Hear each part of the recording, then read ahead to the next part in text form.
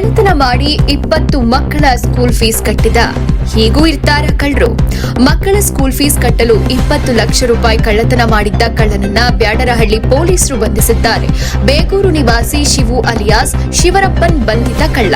ಹೆಂಡತಿ ಮಕ್ಕಳಿಲ್ಲದ ಶಿವು ಆತ್ಮಹತ್ಯೆ ಮಾಡಿಕೊಳ್ಳೋಕೆ ಯೋಚಿಸುತ್ತಿದ್ದಾಗ ಏರಿಯಾದಲ್ಲಿ ಸ್ನೇಹಿತರ ಮಕ್ಕಳು ಸ್ಕೂಲ್ ಫೀಸ್ ಕಟ್ಟೋಕೆ ಪರದಾಡ್ತಿರೋದನ್ನ ನೋಡಿದ್ದ. ಬಳಿಕ ಶಿವು ಬ್ಯಾಡರಹಳ್ಳಿ ಸೇರಿ ಹಲವೆಡೆ ಮನೆಗಳಿಗೆ ಕನ್ನ ಹಾಕಿದ್ದು ಕದ್ದ ಚಿನ್ನಾಭರಣಗಳನ್ನ ಸ್ನೇಹಿತರಾದ ಅನಿಲ್ ಮತ್ತು ವಿವೇಕ್ನ ಸಹಾಯದಿಂದ ಮಾರಾಟ ಮಾಡಿದ್ದಾನೆ. ತಮಿಳುನಾಡಿನಲ್ಲಿ 22 ಲಕ್ಷಕ್ಕೆ ಚಿನ್ನ ಮಾರಾಟ ಮಾಡಿಸಿದ್ದ ಶಿವು ಬಂದ ಹಣದಲ್ಲಿ ವಿವೇಕ್ಗೆ 4 ಲಕ್ಷ, ಅನಿಲ್ಗೆ 4 ಲಕ್ಷ ಮೌಲ್ಯದ ಆಟೋ ಕೊಡಿಸಿದ್ದ. ಉಳಿದ 14 ಲಕ್ಷ ರೂಪಾಯಿ ಹಣದಲ್ಲಿ ಏರಿಯಾದ 20 ಮಕ್ಕಳಿಗೆ ಶಾಲಾ ಹಾಗೂ ಕಾಲೇಜ್ ಫೀಸ್ ಕಟ್ಟಿದ್ದಾನೆ. ಮನೆಗಳ್ಳರ ಬೆನ್ನತ್ತಿದ್ದ ಬ್ಯಾಡರಹಳ್ಳಿ ಪೊಲೀಸರು ಮೂವರನ್ನ ಬಂಧಿಸಿದ್ದಾರೆ. ಶಿವು, ಅನಿಲ್ ಹಾಗೂ ವಿವೇಕ್ನನ್ನ ಬಂಧಿಸಿದ ಪೊಲೀಸರು 24 ಲಕ್ಷ ಮೌಲ್ಯದ 260 ಗ್ರಾಂ ಚಿನ್ನದ ಗಟ್ಟಿಯನ್ನ ಸೀಸ್ ಮಾಡಿದ್ದಾರೆ.